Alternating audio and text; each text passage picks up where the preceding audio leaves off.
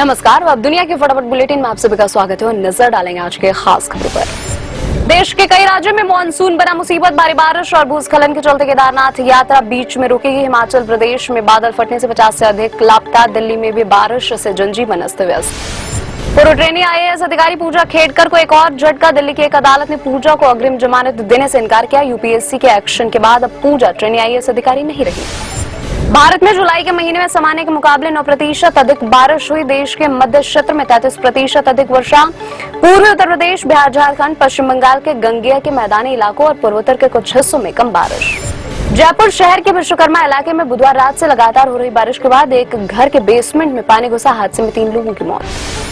गुरुग्राम में इफ्को चौक metro station के समीप एक पेड़ के नीचे बिजली के तारों के संपर्क में आने के कारण करंट लगने से 3 लोगों की मौत। पीड़ित एक निजी कंपनी में कार्यरत थे और घटना के समय वे कार्यालय से अपने घर जा रहे थे। सुप्रीम कोर्ट ने आरक्षण पर एक बड़ा फैसला सुनाते हुए कहा, राज्यों के पास अधिक वंचित जातियों के उत्थान के लिए अनुसूचित जाति, अनुसूचित जनजाति में उप वर्गीकरण करने की शक्तियां हैं। मथुरा श्री कृष्ण जन्मभूमि विवाद में इलाहाबाद हाईकोर्ट से मुस्लिम पक्ष को बड़ा झटका। हिंदू पक्ष के मालिकाना हक के दावे की याचिका को सुनवाई योग्य माना। 12 अगस्त को कोर्ट करेगा अगली सुनवाई। स्वाति मालीवाल केस में दिल्ली के मुख्यमंत्री अरविंद केजरीवाल के सहयोगी विभव कुमार की मुश्किलें बढ़ी। सुप्रीम कोर्ट ने बताया गुंडा, सांसद के साथ व्यवहार को बताया शर्मनाक। 7 अगस्त को कोर्ट करेगा मामले पर सुनवाई।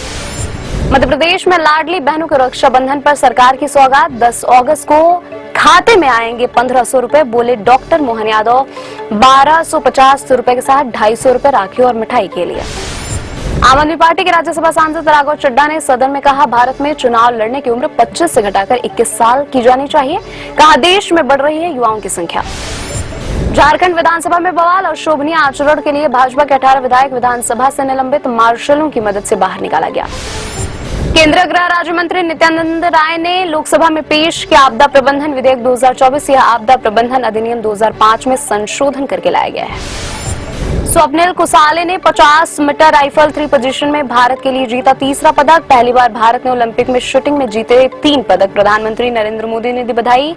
कहा, प्रत्येक भारतीय खुशी से सराबोर है। भारतीय तीरंदाज प्रवीण जाधव व्यक्तिगत पुरुष रिकर्व स्पर्धा के पहले दौर में चीन के काओ वेनचाओ के खिलाफ सीधे सेट में हार के साथ ओलंपिक से बाहर हो गए। जाधव को राउंड ऑफ में 64 में 0-6 से शिकस्त का सामना करना पड़ा। 2 बार के विश्व चैंपियन भारत की निकहत जरीन का सपना टूटा। 50 किलो वर्ग में एशियाई खेलों की स्वर्ण पदक विजेता चीन की वुयू से 0.5% से अप्रत्याशित और एक तरफा हार का सामना करना पड़ा। हाफ टाइम तक एक गोल से बढ़त बनाने के बावजूद भारत को पेरिस ओलंपिक की पुरुष हॉकी स्पर्धा में मौजूदा चैंपियन बेल्जियम ने पूल बी के मैच में 2-1 से हराया। हालांकि भारतीय टीम क्वार्टर फाइनल के लिए पहले ही क्वालिफाई कर चुकी है। भारत का अगला मुकाबला ऑस्ट्रेलिया से है।